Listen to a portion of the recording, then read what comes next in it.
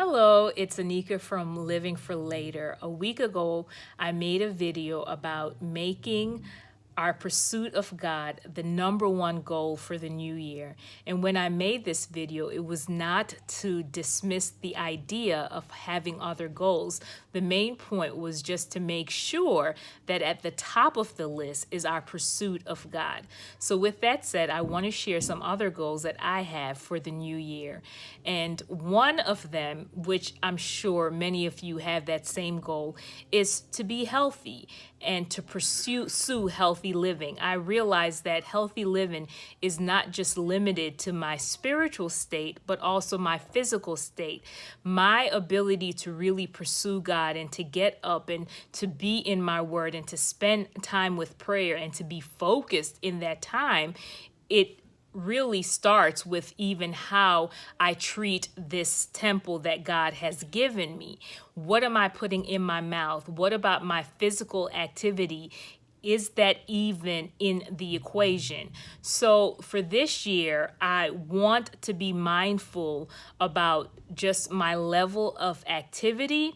And it's something that I try to be mindful of, but this year I'm trying to make specific goals as opposed to just saying, oh, I'm going to be healthy. I'm making specific goals. So I want to share some of those with you. The first one is I want to get to at least 10,000 steps each day. I have a Fitbit, which I really like. I've had it for over a year now, and it really helps me to just gauge the amount of steps that I have in a day. So I have a goal of hitting 10,000 steps a day with it, which is approximately 4 miles, which is pretty good. I created a playlist of some lady that I heard about from another video that I was watching, and I really enjoy her video. I've been doing it for about a week now. It's walking videos, nothing too strenuous, so beginners can really just jump in. So I'll link that playlist, and I plan to do this playlist for the exercises in this playlist for the entire month of January and build from there. I think one of the biggest things when you talk about working out is to just be consistent with it. So my goal is to work out at least 5 times a week for at least 30 minutes. So I'm doing these workout videos, and I'm going to also try to walk in my neighborhood. And that's really, walking for me kills 2 birds with 1 stone, because while I'm walking in the neighborhood, I can also use that time to just lift my heart to God. And to me, that's just a win-win. So in addition to that, I am also trying my best to be conscious of what I put in my mouth. Because of some other health issues that I've had in the past, I know that I have to be very mindful of what goes into my mouth. And the biggest thing is just really eliminating or greatly minimizing how much sugar I eat. It's just not a good thing for my body. I can try to justify it as much as possible, but I can tell the difference. I get very stiff joints and just issues with my digestion. It's just a plethora of issues that come up when I consume too much sugar. So I, of course, enjoyed the holidays and bonding with the family, and a lot of that is over food, and perhaps food that we shouldn't be eating. So I'm getting back on track, and this entire week I started just the process of eliminating all the sugar from my diet, and I'm also doing intermittent fasting. I've done 1 meal a day, and I'm going to try to do that for the entire month of January. And I have to be honest and say that I am struggling, because it's, of course, like I said, I enjoy the holidays and I consumed things, and it's almost like my body is going through a detox now. So I have to be honest and say that this first week of doing 1 meal a day was just a little bit interesting for me. It's getting easier. I can tell as the week has progressed that it's a little bit easier for me now. And I suspect that by next week, I should kind of be back in the swing of things. So intermittent fasting is definitely the way to go for me. I have done it in the past, actually, before I started the holidays.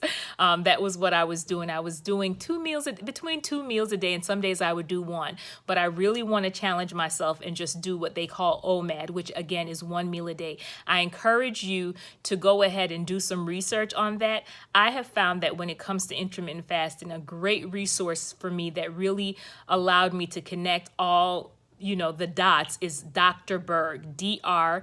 Doctor, and Berg. So Google him if you're not familiar with him. I feel like he just gives you a very comprehensive overview of intermittent fasting and just explains in layman terms what's going on in your body and the benefits of intermittent fasting. So in the process of just doing OMAD, I know that many people are like, oh, you can eat whatever you want and still lose weight. And that is true. There is truth to that. But for me, it's not just about weight loss. I want to feel good in my body and not feed my body the things that I shouldn't. And this is not to say that I won't ever have a treat, but I am trying when I actually eat to make it be something that is actually nourishing my body and that is good for my body. So I'm debating. I don't know if I'm going to post like a weekly meal, because honestly, it almost is the same thing, just a little variation here and there.